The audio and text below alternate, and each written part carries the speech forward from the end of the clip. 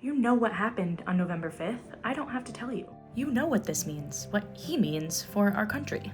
He showed us exactly who he is during his first term when he enacted more anti-LGBTQ+ policies than any other president. He showed us who he is when he stripped women of their right to choose. You know who he is, so I'm not gonna waste time telling you. Instead, I'm going to tell you about a man who lived and died more than 80 years before he was even born. I want to tell you about Dr. James Barry. Around 1789, a girl named Margaret Anne Bulkley was born in Ireland. She would grow up in a time when most women could not receive a formal education. Her family struggled, her father was in prison, and her mother could not provide for her two daughters, Margaret and her younger sister Juliana. What her family needed was an educated young man who could provide a steady income. Margaret would become that man. In November of 1809, Margaret set sail for England, where she would study medicine at the University of Edinburgh. Only she was no longer Margaret. From that point forward, she would be known as James Barry. James's college career quickly devolved into rumor and scandal. He was smaller than his classmates and with a much higher voice. This caused his peers to suspect that he was actually a little boy.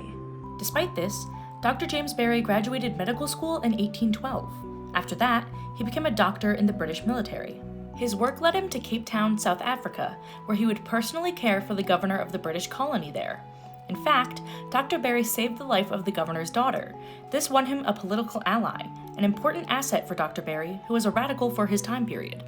You see, Dr. Barry believed in scary new ideas like clean water and a healthy diet. And he was loud about it. He would argue with people often. But Dr. Barry is best known as the father of the cesarean, or the C-section. In 1824, he became the first European doctor to perform a successful C-section. Successful, meaning both the mother and the child lived. The child was actually named for him and later became the Prime Minister of South Africa. All the while, Dr. Barry spoke out again and again in support of sanitary living conditions. He focused his advocacy on those who were often forgotten: slaves, prisoners, sex workers, and the mentally ill.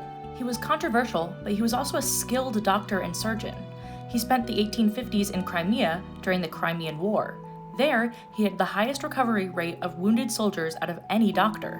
While in Crimea, Dr. Barry came face to face with the founder of modern nursing, Florence Nightingale, and they argued. Dr. Barry scolded Nightingale because she was not wearing proper sun protection. Of the argument, she later wrote, "I have never had such a blackguard rating in all my life. I, who have had more than any woman, from this Barry sitting on his horse while I was crossing the hospital square with only my cap on in the sun. He kept me standing in the midst of quite a crowd of soldiers, servants, camp followers, every one of whom behaved like a gentleman during the scolding I received, while he behaved like a brute. After he was dead, I was told he was a woman. I should say he was the most hardened creature I ever met." In 1865, Dr. Barry died of dysentery. Prior to his death, Dr. Barry requested that he be buried in the clothes in which he died without an autopsy. This was presumably to conceal his biological gender. But the woman preparing his body for burial felt that was disrespectful, not only to a military officer, but to a renowned doctor and surgeon, and so she disobeyed these wishes. From this, she learned that Dr. Barry was a biological female and a mother. The woman who attended to Dr. Barry's body was a mother herself, and she saw signs of a previous pregnancy. As it turns out, she was correct. Dr. Barry's younger sister, Juliana, was actually his daughter. She was born as a result of childhood sexual assault. The news of these findings quickly spread, and Dr. Barry's peers were subject to a lot of scrutiny. Nobody could understand how he had kept such a secret his entire life. Some claimed they believed Dr. Barry had lied about his age, or that he was actually intersex. But the best response came from the man who issued Dr. Barry's death certificate. Major McKinnon was Dr. Barry's personal doctor and a close friend. In a letter, he stated that Dr. Barry's gender was, quote, "none of my business," end quote.